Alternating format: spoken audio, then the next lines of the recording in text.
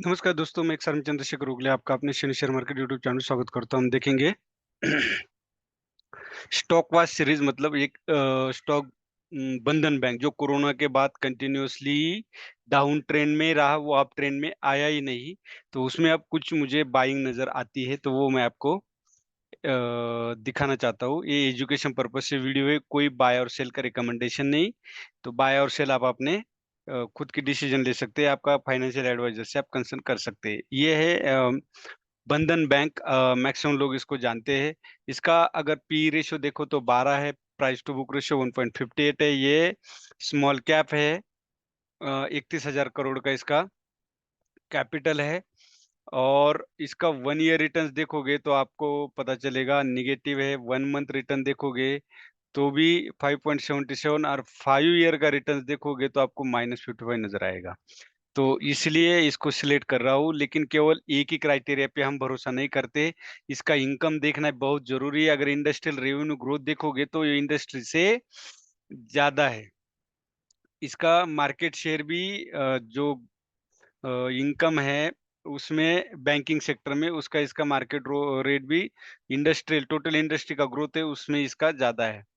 तो रेवेन्यू अगर देखोगे तो 22, 23 और 24 का लगातार ये बढ़ते हुए आपको नज़र आएगा। नेट इनकम देखोगे, जब रेवेन्यू बढ़ा है तो नेट इनकम भी बढ़ती हुई आपको नजर आएगी। सेकंड, जो ट्रेलिंग 12 मंथ उन्होंने दिखाया वो भी ज्यादा दिखाया हुआ है। तो जो अनुमान उन्होंने बताया है, दिखाया नहीं तो अनुमान बताया कि इतना हो सकता है।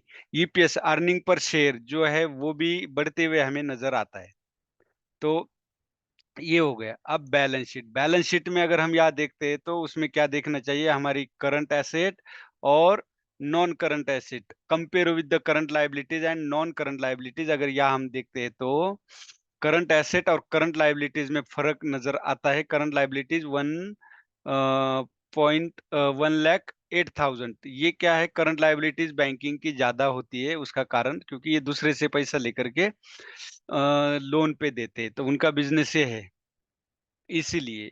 तो इसमें करंट एसेट और current liabilities sorry total asset और टोटल लायबिलिटीज को अगर आप प्लस माइनस करते हैं तो आप एसेट को प्लस पाएंगे। लायबिलिटीज होता है जो दूसरों को देना होता है। कैश फ्लो बैंकिंग का हर बैंक का नेगेटिव होता है, तो उसको देखने की जरूरत नहीं। पीर कंपैरिजन भी बेहद जरूरी है।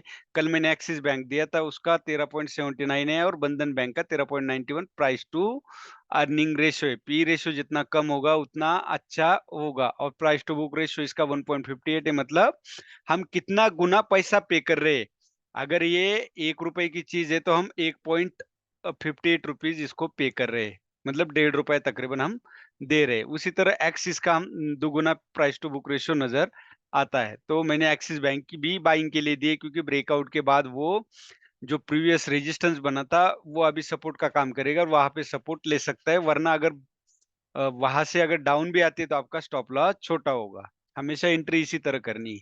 होल्डिंग अगर आप देखोगे तो total promoter holding 6 month constant है। कोई प्लेज नहीं किया प्रमोटर ने, सिर्फ डिक्रीज हुआ है। तो एफआईआई का होल्डिंग तो यहाँ पे आपको नजर आएगी। म्यूचुअल फंड की भी इसमें इन्वेस्टमेंट है, और डोमेस्टिक इंस्टीट्यूशंस होते हैं उनकी भी इन्वेस्टमेंट है, और एफआई की भी काफी मात्रा में है।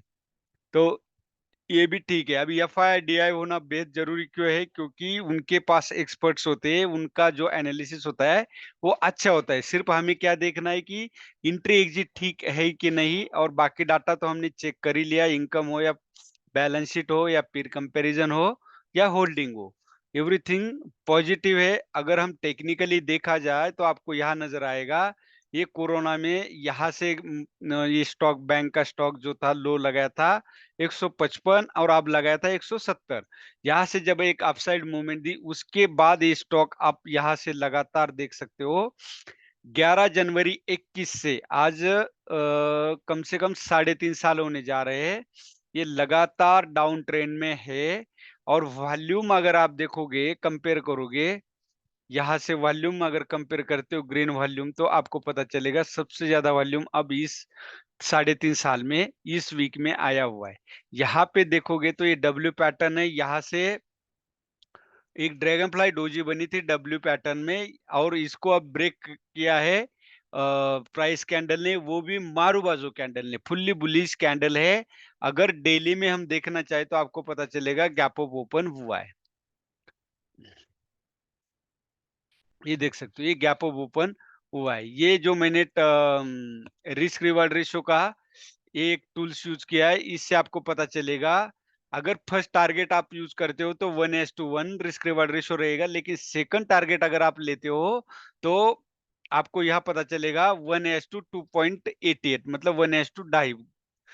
लॉस होगा तो ₹1 का, प्रॉफिट होगा तो आपको ₹2.5 का होगा। ये इस तरह है बैंक निफ्टी का। अब दोबारा मैं वीकली में आपको एक और इसमें छुटी हुई चीज़ दिखाना चाहूँगा।